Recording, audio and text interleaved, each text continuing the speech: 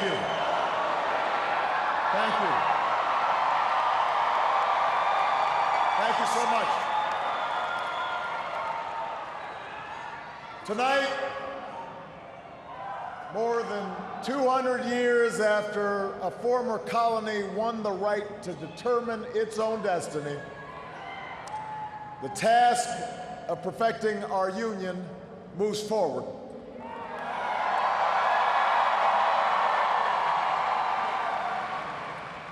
It moves forward because of you.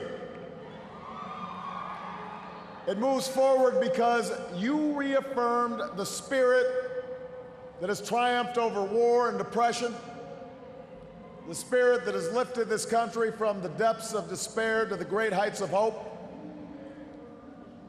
the belief that while each of us will pursue our own individual dreams, we are an American family and we rise or fall together as one nation and as one people.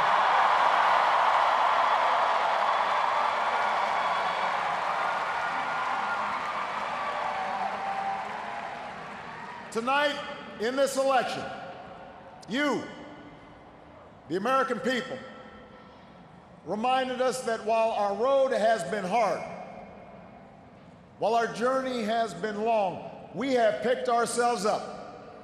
We have fought our way back. And we know in our hearts that for the United States of America, the best is yet to come.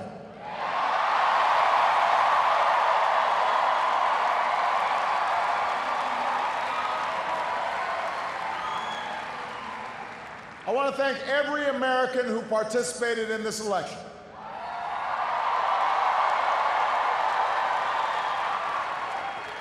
Whether you voted for the very first time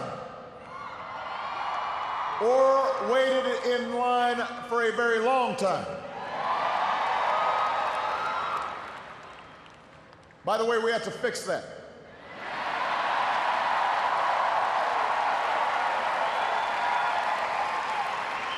Whether you pounded the pavement or picked up the phone.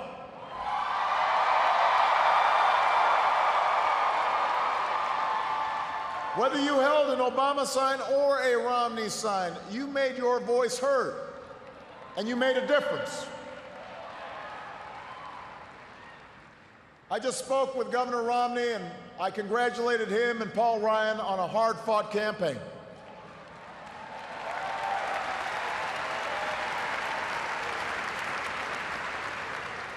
We may have battled fiercely, but it's only because we love this country deeply, and we care so strongly about its future.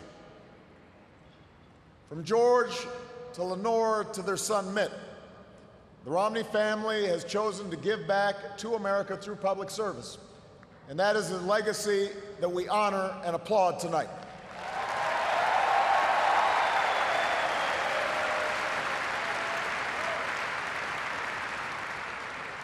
In the weeks ahead, I also look forward to sitting down with Governor Romney to talk about where we can work together to move this country forward.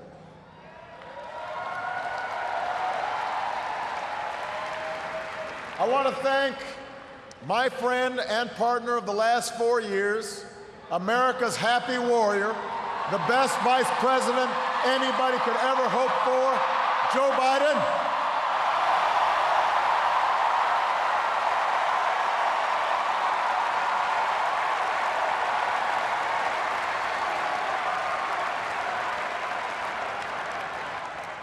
And I wouldn't be the man I am today without the woman who agreed to marry me 20 years ago.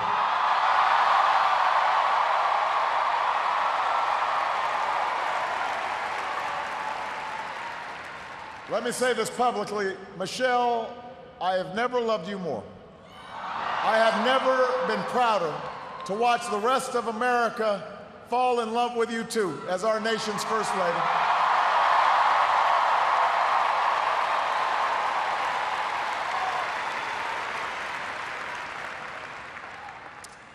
Sasha and Malia, before our very eyes, you're growing up to become two strong, smart, beautiful young women, just like your mom. And I'm so proud of you guys. But I will say that for now, one dog's probably enough.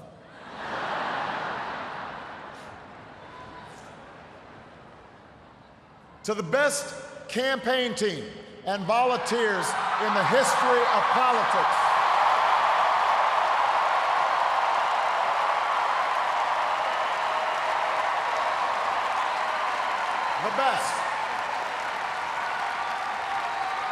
the best ever.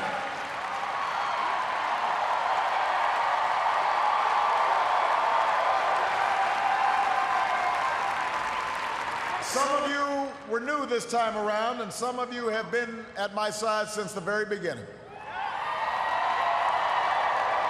But all of you are family. No matter what you do or where you go from here, you will carry the memory of the history we made together. And you will have the lifelong appreciation of a grateful president. Thank you for believing all the way, through every hill, through every valley. You lifted me up the whole way, and I will always be grateful for everything that you've done and all the incredible work that you've put in.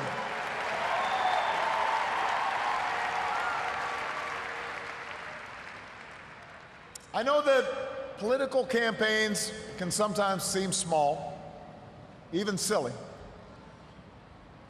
And that provides plenty of fodder for the cynics who tell us that politics is nothing more than a contest of egos or the domain of special interests.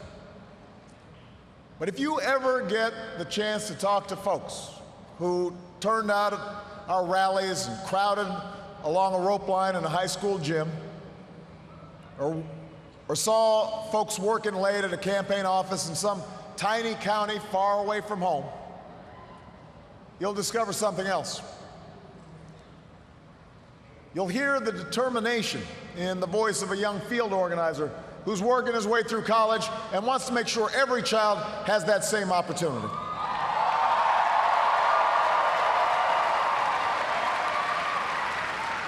You'll hear the pride in the voice of a volunteer who's going door to door because her brother was finally hired when the local auto plant added another shift.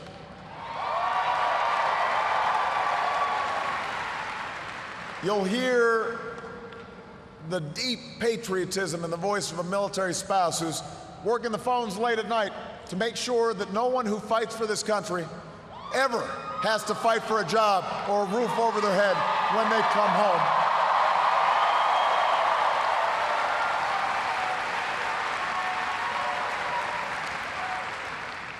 That's why we do this.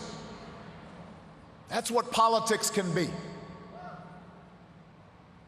That's why elections matter. It's not small, it's big. It's important.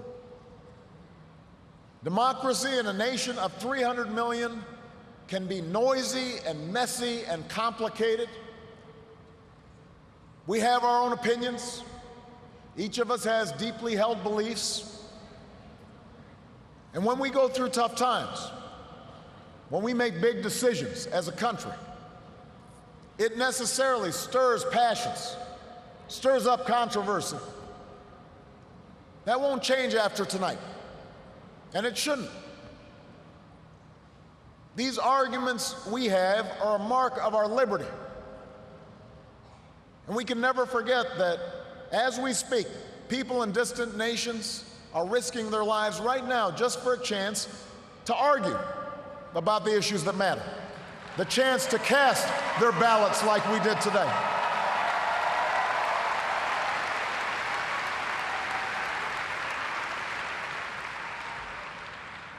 But despite all our differences, most of us share certain hopes for America's future. We want our kids to grow up in a country where they have access to the best schools and the best teachers. A country that lives up to its legacy as the global leader in technology and discovery and innovation, with all the good jobs and new businesses that follow. We want our children to live in America that isn't burdened by debt, that isn't weakened by inequality, that isn't threatened by the destructive power of a warming planet.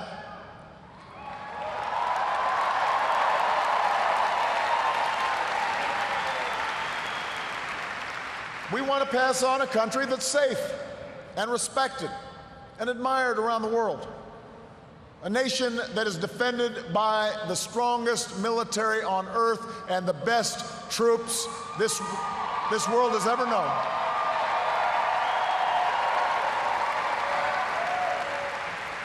But also a country that moves with confidence beyond this time of war to shape a peace that is built on the promise of freedom and dignity for every human being.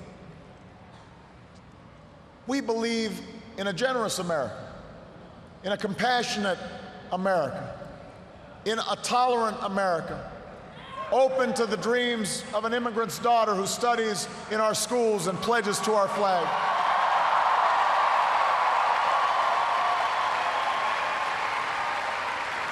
To the young boy on the south side of Chicago who sees a life beyond the nearest street corner.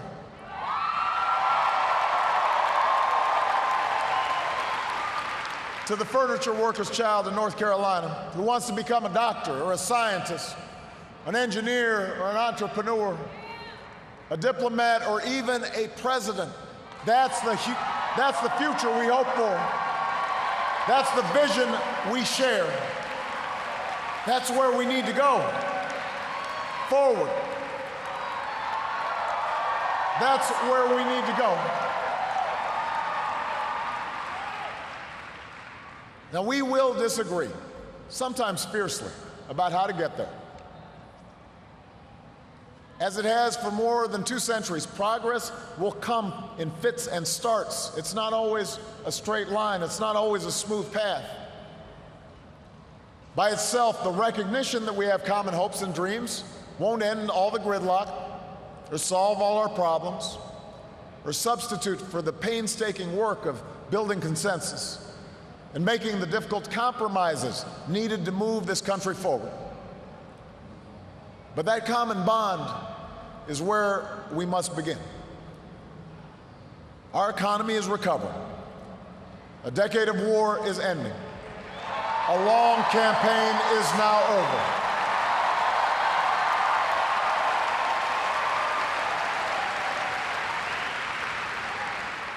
And whether I earned your vote or not, I have listened to you. I have learned from you. And you've made me a better president.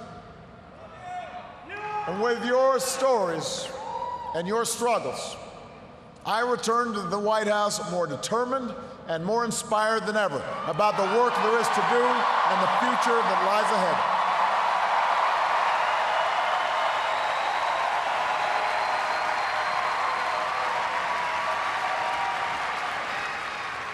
Tonight, you voted for action, not politics as usual. You elected us to focus on your jobs, not ours.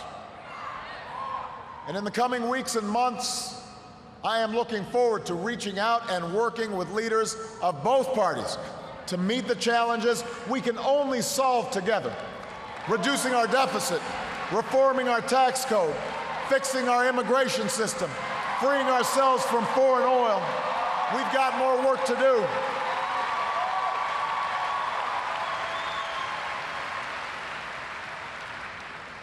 But that doesn't mean your work is done. The role of citizen in our democracy does not end with your vote. America's never been about what can be done for us. It's about what can be done by us together through the hard and frustrating but necessary work of self-government. That's the principle we were founded on. This country has more wealth than any nation, but that's not what makes us rich. We have the most powerful military in history, but that's not what makes us strong. Our university, our culture, are all the envy of the world, but that's not what keeps the world coming to our shores. What makes America exceptional are the bonds that hold together the most diverse nation on earth. The belief that our destiny is shared, that this country only works when we accept certain obligations to one another and to future generations, so that the freedom which so many Americans have fought for and died for comes with responsibilities as well as rights, and among those are love and charity and duty and patriotism. That's what makes America great.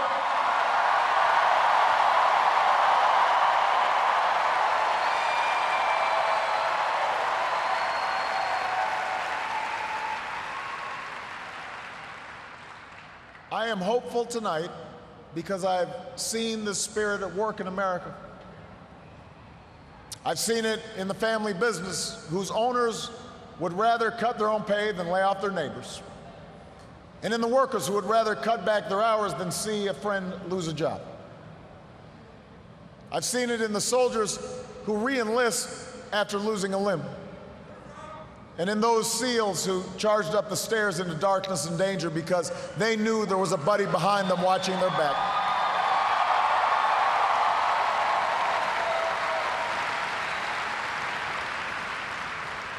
I've seen it on the shores of New Jersey and New York, where leaders from every party and level of government have swept aside their differences to help a community rebuild from the wreckage of a terrible storm.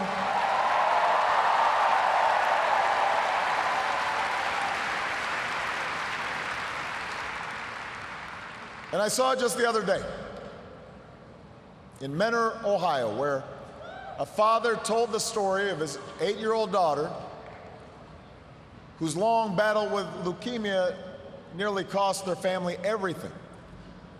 Had it not been for health care reform passing just a few months before the insurance company was about to stop paying for her care,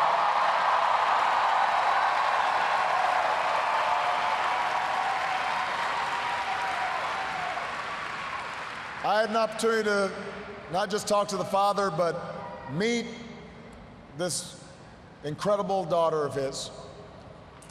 And when he spoke to the crowd, listening to that father's story, every parent in that room had tears in their eyes, because we knew that little girl could be our own. And I know that every American wants her future to be just as bright. That's who we are. That's the country I'm so proud to lead as your president.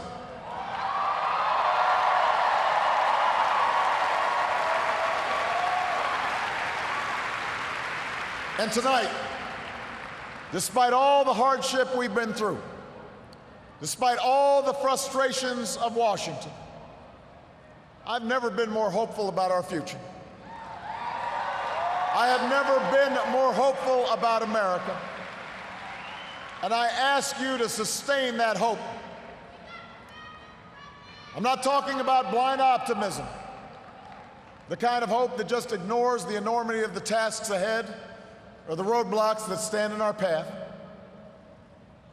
I'm not talking about the wishful idealism that allows us to just sit on the sidelines or shirk from a fight.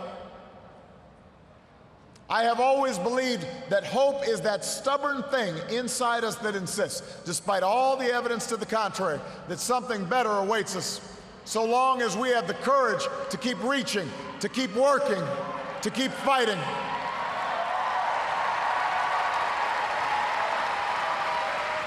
America, I believe we can build on the progress we've made and continue to fight for new jobs and new opportunity and new security for the middle class. I believe we can keep the promise of our founding, the idea that if you're willing to work hard, it doesn't matter who you are or where you come from or what you look like or where you love.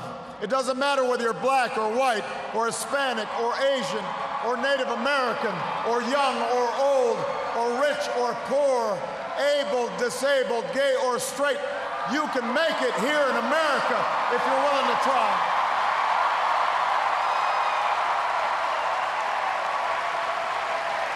I believe we can seize this future together. Because we are not as divided as our politics suggests. We're not as cynical as the pundits believe.